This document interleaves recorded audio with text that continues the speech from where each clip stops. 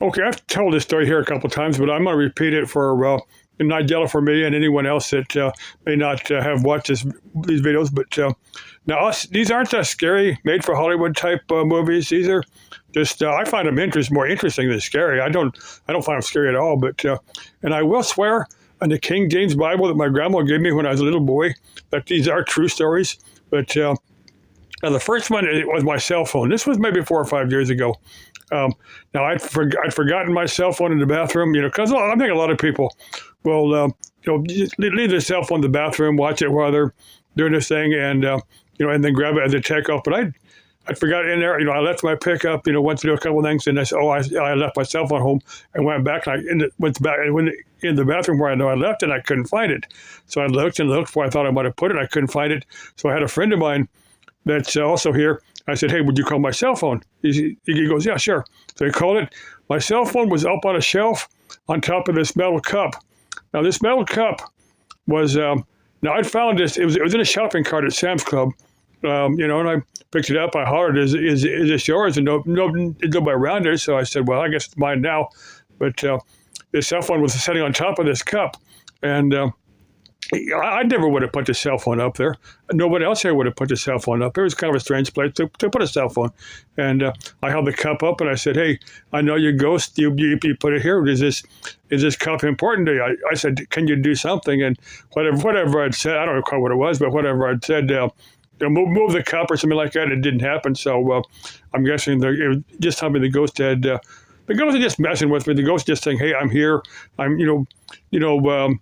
I'm still hanging around, not trying to scare me. The ghost knows they're not scaring me. Okay, the second thing, second story. I've got several of these, but these are the two more prominent ones. Now, I like to pay as much as I can in cash, so I'll keep an envelope with cash in it in my pickup. As a particular place, I have 3 or 4 places I'll hide cash on my pickup. But now this was an envelope, and it was maybe $500-600 at that time. I keep it hidden and stuff, so unless you're specifically looking for it, you're not going to find it. But there was one time I just couldn't find it. And I thought, well, did somebody steal it? I said, well, it's unlikely because, other stuff in there wasn't disturbed. It was, where I left it. I looked for about 2 months. And finally I said, "Hey, ghost, I know you hid my money. Return it." So it was maybe a few days later, I happened to look, and right on top of, stuff, there was this envelope. There was a $2 bill. There was maybe some $100 bills, some 50s, 10s, and there was one $2 bill. I think I still got the $2 bill, but it was right on top of stuff. I can't swear a ghost had done this, but that's the only thing that makes any sense. Because I'd looked for 2 months for this and couldn't find it, and here it was. After I told the ghost to return it, it was sitting on top of where I normally kept it. I would have spotted it right off if it had been there all the time. Let's see. I've had equipment. I've had my voltmeter. When I was trying to check something. It's happened not recently, but over the number of years. Electronic voltmeter. What would work before this and work after this, but when I went to use it, it would read -E. It would overrange. I'm guessing a ghost is doing it. I don't know anything else that would do that.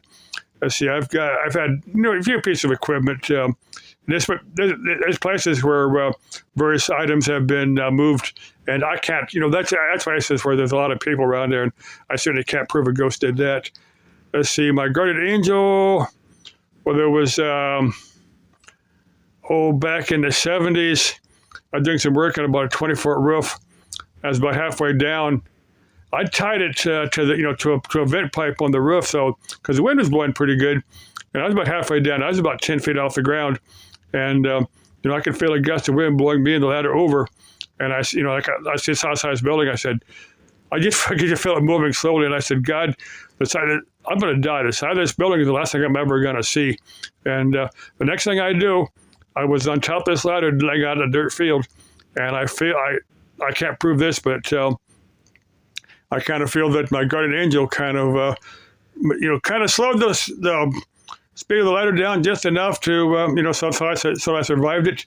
But again, I landed in a dirt field, and it was kind of a soft cushion, so I'm not 100% sure with that one. But another time, Now, there was a lady staring at what appeared to be a normal human female, was staring at me through, through a glass window, and I thought it was one of my customers. I thought it was someone that wanted me for a job, and but she was distracting me from another situation, which could have been kind of.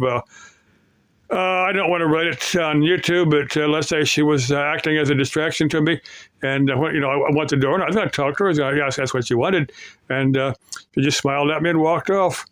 But I said that had to be my guardian angel or somebody else's guardian angel that was distracting me from another situation. But see, there's a few more. But there was. Let me tell you this other story because I've told this here another number of times. There was a lady at. I'll tell this on another video. I'll tell this tomorrow. Okay. Like I said, I'll swear these are true stories. Okay. Bye bye.